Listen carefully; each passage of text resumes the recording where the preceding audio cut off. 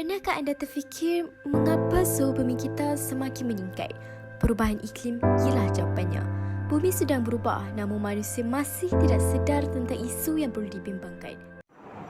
Setiap yang berlaku pasti ada puncanya. Begitu juga dengan perubahan iklim. Faktor utama yang menyebabkan perubahan iklim ialah pembalakan haram secara terbuka. Faktor-faktor yang menyebabkan pembalakan haram ialah pembukaan tanah baharu. Salah satu kesan yang menyebabkan terjadinya pembalakan haram ialah perubahan kepada parameter cuaca, terutamanya pola suhu, kelembapan bandingan dan pola taburan hujan. Selain itu, pembinaan kawasan perumahan juga menyebabkan perubahan iklim. Pembinaan kawasan perumahan akan menimbulkan kesan negatif terhadap alam sekitar, seperti masalah pencemaran air, pencemaran udara, pencemaran bunyi dan sebagainya. Seterusnya, aktiviti perindustrian juga menyumbang kepada perubahan iklim. Aktiviti pembinaan kilang telah menyebabkan asap dan gas beracun dilepaskan ke udara. Bukan itu sahaja, aktiviti kilang semen, kilang batai dan kilang memecah batu juga mengeluarkan habuk. Akhir sekali, perkembangan sektor perkhidmatan pengangkutan seperti kenderaan bermotor di kawasan yang mempunyai ramai pelancong merupakan salah satu punca. Asap kenderaan dalam kuantiti yang banyak boleh menyebabkan udara tercemar. Kesimpulannya, terdapat banyak faktor yang mendorong kepada perubahan iklim. Bak kata pepatah, kalau takut dilambung ombak, jangan berumah di tepi pantai. Jika takut berhadapan dengan penderitaan kelak, lebih baik jangan melakukan sesuatu yang susah. Perubahan iklim memberikan banyak kesan kepada alam sekitar dan manusia. Hari ini saya akan kongsikan kepada kawan-kawan 4 kesan perubahan iklim. Pertama, suhu bumi akan meningkat. Laporan penilaian perubahan iklim ke-6 melaporkan antara tahun 1970 hingga 2013, semenanjung Malaysia, Sabah dan Sarawak mengalami peningkatan suhu purata permukaan 0.14 hingga 0.25 darjah Celsius setiap dekad. Kedua, perubahan iklim juga akan menjejaskan biodiversiti. Perubahan iklim telah memberi kesan kepada kehilangan biodiversiti. Sumber air boleh berubah, rantai makanan mungkin musnah dan sumber perubatan juga berkurangan.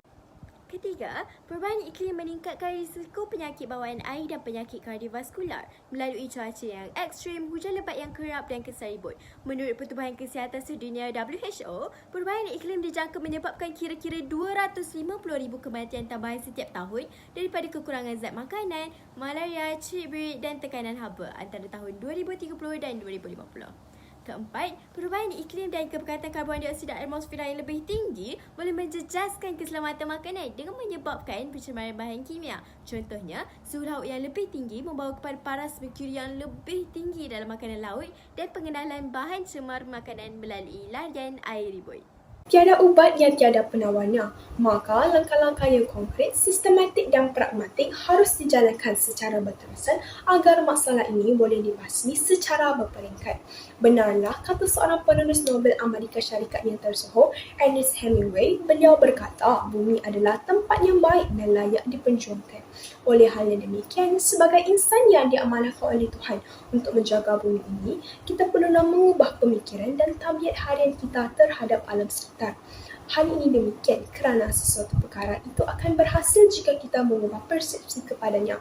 Sebagai contoh, kita boleh menggunakan penggunaan kenderaan bahan api fosil dan beralih kepada pengangkutan mesra alam seperti kereta elektrik dan kereta api. Hal ini demikian kerana asap kenderaan yang dikeluarkan oleh kenderaan bermotor mempunyai satu bahan kimia iaitu karbon monoksida yang mampu mencemarkan alam sekitar. Selain itu, kita perlulah mengamalkan amalan gaya hidup hijau yang meminimumkan penggunaan tenaga air dan elektrik.